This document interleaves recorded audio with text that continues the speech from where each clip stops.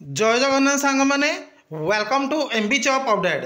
देखंतु भारतीय रेलवे तरफ असिस्टेंट लोको पायलटर वैकेंसी जहाँकि ALP recruitment 2025 full officially notification टी आसी जाई अछि।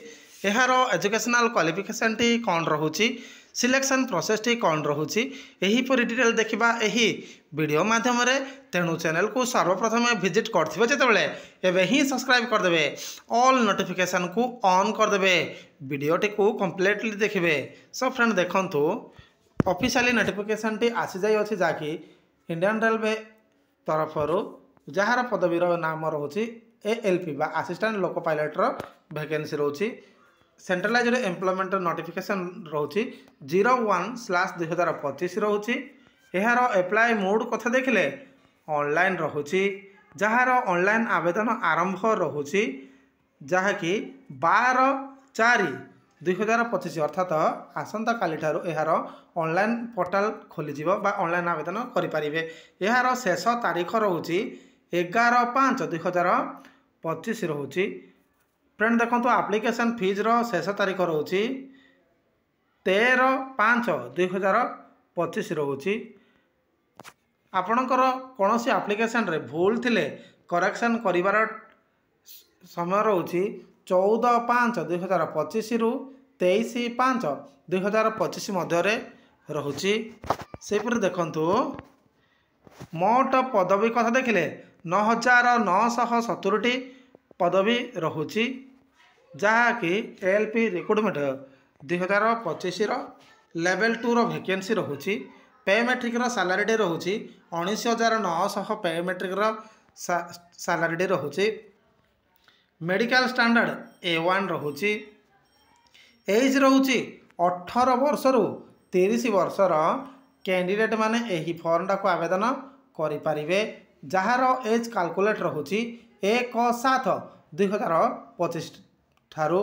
फ्रेंड देखंतु आपण मानको कहि रखुछि जे पूर्व वर्ष अर्थात 2024 मसीह रे जो वैकेंसी आसीथिला सेथिरे कोविड पई 3 वर्षर एज रिलैक्सन समस्त कैंडिडेट को मिलिथिला, किंतु एही 2025 रिक्रुटमेंट रे कोनोसी जाकी कोविड पई एज रिलैक्सन मिली नाही। फ्रेंड सेपरि देखंतु मेडिकल स्टैंडर्ड रो एठी डिटेल क्राइटेरिया दे जायछि। आपण माने वीडियोटा को पॉज करिकि एहार मेडिकल स्टैंडर्ड को आपण माने देखि परिबे। एहार ऑफिशियली वेबसाइट रहुछि indianrailways.gov.in रहुछि। फ्रेंड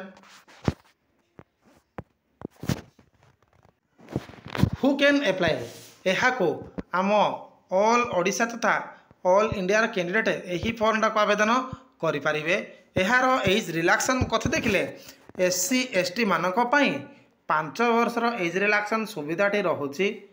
OBC NCL कैटेगरी पिला माने 3 वर्षर एहार एज रिलैक्सन सुविधाटी रहुछि। देखंतु क्यों मसियार पिला माने एही फॉर्म को आवेदन करि परिबे, जहाँ कि इटी detail SC ST OBC NCL रो क्राइटेरिया दे देछि। आपण माने वीडियोटा को पॉज करिकि देखि परिबे।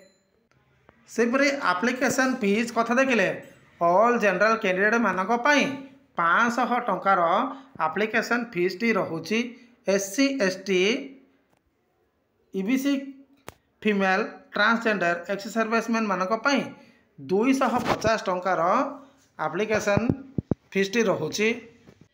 देखंतु एहार रेलवे रो एप्लिकेशन फीस 500 जनरल कैंडिडेट मानक पई रहुछि, 250 टंकार SC ST female transgender ex serviceman EBC candidate मानक पई रहुछि।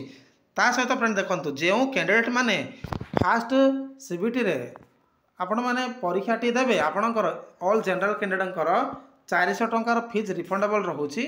सेपरि all SC ST ex serviceman female transgender EBC holder होइतिबे संपूर्ण 250 टंकार एप्लिकेशन फीस टी रिफंडेबल रहुछि। एहार मोड ऑफ पेमेंट कथा देखिले ऑनलाइन मोड रहुछि। आपण माने net banking debit card credit card किंबा UPI माध्यम रे एहार एप्लिकेशन फीस टी भरी परिबे। सेहीपरि देखंतु सिलेक्शन प्रोसेस कथा देखिले प्रथमे आपणकर सीबीटी 1 बा फास्ट सीबीटी रहुची तापर आपणकर सेकेंड सीबीटी रहुची तापर आपणकर सीबीएटी बा कंप्यूटर बेस्ड एप्टीट्यूड टेस्ट रहुची तापर आपणकर डॉक्यूमेंट रहुची तापर मेडिकल रहुची एही परि आपणकर सिलेक्शन प्रोसेस टी रहुची सीबीटी 1 रे केउ पैटर्न आसियो देखंतु टोटाल समयटी रहिबो 60 मिनिट समय रहिबो क्वेश्चन रहिबो 75 टी क्वेश्चन रहुची जाकि मैक्सिमम मार्क 75 मार्क रहुची प्रति 1 मार्क लेखाए क्वेश्चन रहुची एहार negative mark 1/3 negative mark रहुची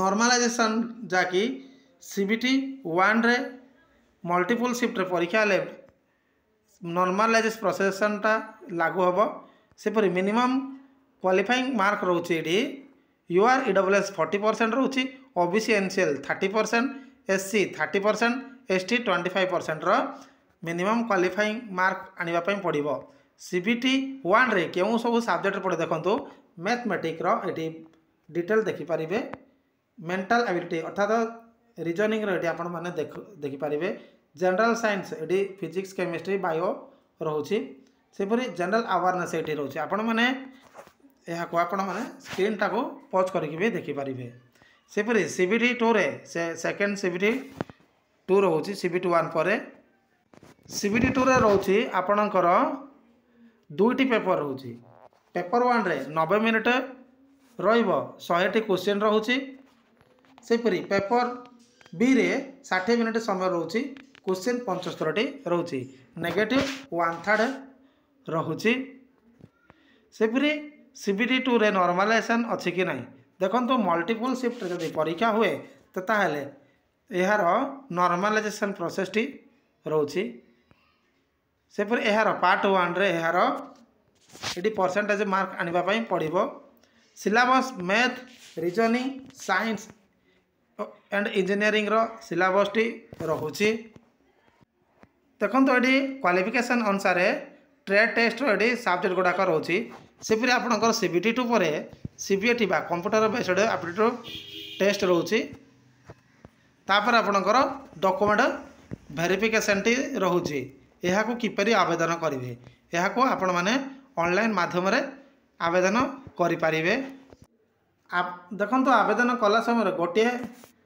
most important point को आपण माने ध्यान रखिबे आपणकर कलर फोटो दउचंती सत किंतु बैकग्राउंड टी व्हाइट होइथिबा आवश्यक फ्रेंड नचेत आपणकर फॉर्म टे रिजेक्ट होबार chances रहुची एहार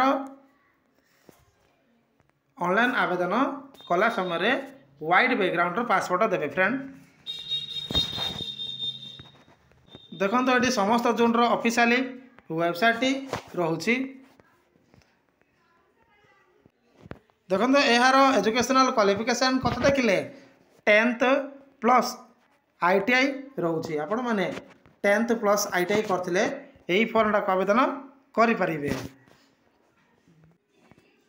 matric plus course complete एक्ट आपण माने अप्रेंटिस करथिले भी एही फॉर्म टा आवेदन करि परिबे देखंतु डिटेल वैकेंसी वाइज टेबल एठी मेंशन रहउची केउ जोन रे केतोटी पदवी रहउची एठी Ahmedabad 497 Ajmer 679 Allahabad 80 Allahabad 80 NR region NCR region रो 508 सेपरि Bhopal WR region 46 WCR region 618 सेपरि भुवनेश्वर 928 बिलासपुर 568 सेपरि चंडीगढ़ 433 चेन्नई 362 गोरखपुर 100 गुवाहाटी 30 जम्मू श्रीनगर 8 कोलकाता एशिया रीजन 262 ईआर रीजन 458 मालदा 410 जाकि ER region सेपरि Asia region 24 Mumbai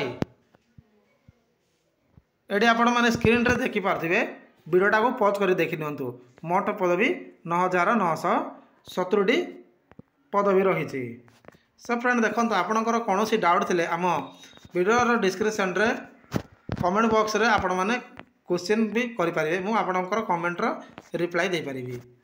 एतिक information थिला जाकि एएलपी रिक्रुटमेंट 2025 वैकेंसी आसबार अपडेट। तो थैंक यू।